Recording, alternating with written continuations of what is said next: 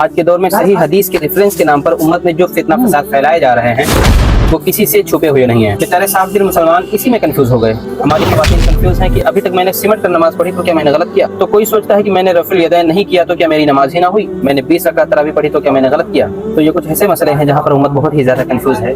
تو میرا ایک چھوٹا سا سوال ہے کہ کیا معاذ اللہ تعالیٰ نے اپنے دین کو ایسے ہی لاوارث چھوڑ دیا کہ کوئی بھی ایرا غیرہ آئے گا اور ایسے ہی حدیث کے الفاظ اٹھا کر قرآن کے الفاظ اٹھا کر بیان کر دے گا اور لو مسئلہ تیار ہو گیا؟ اگر مسائل اتنے ہی آسان ہوتے تو آج ہر کوئی مفتی ہوتا۔ اور جو صحابہ نے ہمارے نبی سے ایک دوسرے سے آپس میں اور صحابہ سے تابعین نے تبع تابعین نے سیکھا، یہ سلسلہ جو صدیوں سے چلا آ رہا ہے کیا وہ سب غلط ہے؟ اس کی تو کوئی ضرورت نہیں تھی۔ سب کے پاس قرآن تھا، سب کے پاس حدیث تھی، سب لوگ اپنا اپنا پڑھ کر مسئلہ نکال سکتے تھے، لیکن ایسا نہیں ہے میرے بھائی۔ اللہ نے اپنے دین کو لاوارث نہیں چھوڑا ہے۔ اللہ تعالیٰ نے اپنے نبی سے کہلوا دیا العلماء ورثۃ الانبیاء، کہ علماء نبی کے وارث ہیں۔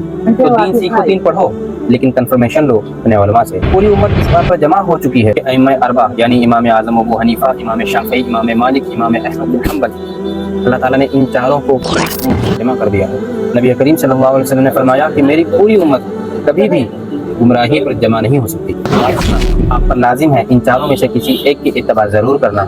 تو اگر آپ ان چاروں سے ہٹ جاؤ گے تو یقین کرو میرے بھائی گمراہی کا راستہ کھل جائے گا۔ تو بات کو سمجھو، شافعی امام کے نزدیک سمجھ کر نماز پڑھنا عورتوں کو جائز ہے۔ تقریباً 20 رکعت ہے، طلاق 3 ہوتی ہے، 1 نہیں ہوتی۔ تو باقی یہی کہنا ہے دوستو کہ دین میں ریفرنس کے نام پر کنفیوز مت ہو، اپنے علماء سے رابطہ کرو، اپنے علماء سے رجوع کرو۔ میں یہ نہیں کہہ رہا کہ دین ہی مت سیکھو۔ اللہ تعالیٰ قرآن میں فرماتا ہے وَلَقَدْ يَسَّرْنَا الْقُرْآنَ لِلذِّكْرِ فَهَلْ مِن مُدَّكِرٍ، کہ ہم نے تو قرآن کو آسان کر دیا ہے، بس کوئی سیکھنے والا آنا چاہیے۔ ایک جگہ اور فرماتا ہے وَمَنْ أَحْسَنُ قَوْلًا مِّمَّنْ دَعَا إِلَى اللَّهِ، سب سے بہتر اسی کی بات ہوگی جو اللہ اور اس کے رسول کی بات کرے گا۔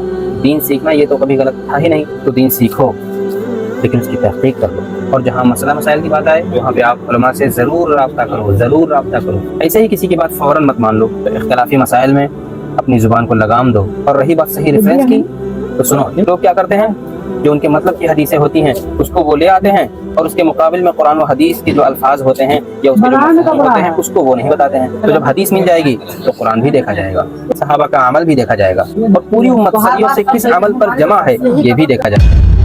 بہت ساری حدیثیں منسوخ بھی ہوتی ہیں، یعنی ان پر اگر صحابہ کا عمل نہیں ہوتا ہے تو اس کو منسوخ قرار کر دیا جاتا ہے۔ یہ کون طے کرے گا؟ بے شک علماء طے کریں گے۔ اور کوئی عالم ایسے ہی نہیں بن جاتا، اپنی زندگی کے شروعاتی لمحے یعنی بچپنا اور پوری جوانی لگانی پڑتی ہے، 8 سے 10 سال، 10 سے 12 سال، تب جا کر وہ عالم ہوتا ہے۔ اس کے بعد میں اور 2-3 سال لگاتا ہے تب وہ مفتی ہوتا ہے۔ اتنی زیادہ محنت کرنے کے بعد وہ عالم کہلاتا ہے۔ یہ ریل پر نہیں سیکھے جاتے۔ تو اپنے دوستوں کو یہ ویڈیو ضرور شیئر کیجیے، اور میری دعا ہے کہ اللہ تعالیٰ ہم سب کو صحیح علم سیکھنے کی توفیق عطا فرمائے۔ السلام علیکم۔